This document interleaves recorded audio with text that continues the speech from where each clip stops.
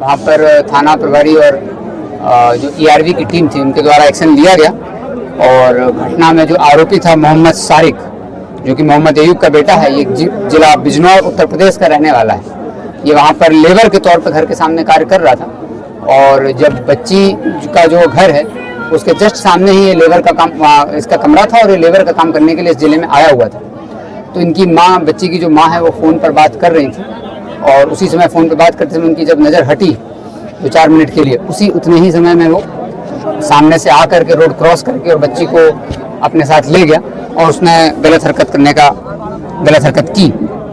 तत्पश्चात वहाँ पर जो लोग थे, पब्लिक थी, उन सब पब्लिक ने भी, जो गोपालगंज के निवासी हैं, उन्होंने भी बहुत तत्परता दिखाई और तत्काल उसको, जो उनकी माँ ने जब ये शिकायत की 2-4 मिनट के बाद भी उनकी माँ की नज़र पड़ गई थी और जैसे ही उनकी माँ की नज़र पड़ी तो उन्होंने हल्ला किया क्योंकि बच्चे के रोने की आवाज़ आ रही थी। तो लोगों ने भी तत्परता दिखाई, तुरंत ईआरवी को फ़ोन किया, ईआरवी वहाँ पहुँची और ईआरवी ने उसको गिरफ्तार कर लिया।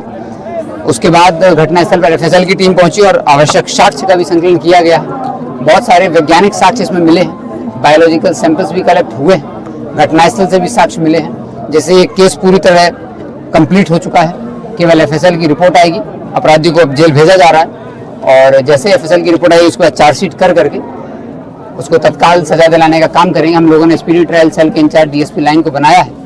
और सारी वैज्ञानिक अनुसंधान की रिपोर्ट लेकर के हम लोगों का लक्ष्य है कि 10 दिन के अंदर इनको सजा दिलाई जाए। गोपालगंज के जो उस टाउन थाना के उस एरिया के कीरत टाउन थाना का जो क्षेत्र है, वहाँ के जो निवासी हैं, उनका भी मैं गोपालगंज पुलिस की तरफ से हार्दिक धन्यवाद करता हूँ कि ऐसी तत्परता दिखाते हुए तत्काल लोगों ने ही उसको होल्ड करके रखा जब तक पुलिस वहाँ पर आई और उनकी बच्ची की माँ के चिल्लाने पर लोग वहाँ पर पहुँच गए। तो ये बहुत अच्छी बात है, मैं इसके लिए सभी को धन्यवाद देता हूँ जो लोग वहाँ पर थे। साथ ही मेरा अनुरोध है कि जब भी ऐसा कुछ लगे तत्काल आप लोगों को अगर पकड़ना चाह रहे हैं अपराधी को है तो पकड़ करके होल्ड करें, लेकिन किसी तरह का बल प्रयोग नहीं करें, तत्काल पुलिस को सूचित करें। हम लोग सुनिश्चित करेंगे कि इसको सजा मिले और 10 दिन के अंदर सजा मिले। इसके लिए डीएसपी लाइन को विशेष तौर पर, सुबोध जी हमारे, उनको विशेष तौर पर निर्देशित किया गया है और मुझे पूरी उम्मीद है कि जो उनको निर्देश मिला है उसमें वो खरे उतरेंगे। एफएसएल की सारी रिपोर्ट्स जो हैं वो भी हम लोग कॉल अप कर रहे हैं। तो ये बड़ी गंभीर घटना थी जिसमें हम लोग काम कर रहे हैं और बच्ची की स्थिति अभी ठीक है, खतरे से बाहर है, पीएमसीएच में है और पीएमसीएच में उनका इलाज चल रहा है।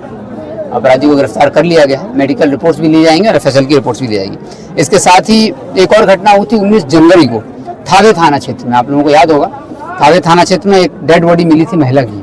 करीब 60 वर्ष के आसपास की महिला की उम्र थी और ग्राम ऊपर छठा की यह घटना थी। तो रविंद्र कुमार महतो इसके वादी थे, उनकी मां को गला रेत कर हत्या कर देने की सूचना मिली थी, जिस संबंध में थावे थाना में कांड संख्या 11/26/19/126 को दर्ज हुआ था। इस घटना में भी हम लोगों को जब इस घटना हुई तो परिवार के लोग थे, उन्होंने एफआईआर दर्ज की और उन्होंने एफआईआर में 3 लोगों पर आशंका व्यक्त की थी कि ये 3 लोग हो सकते हैं जिनका उनसे जमीनी विवाद है, जिन्होंने ये घटना की होगी, ऐसी उन्होंने पूर्ण विश्वास उनको था।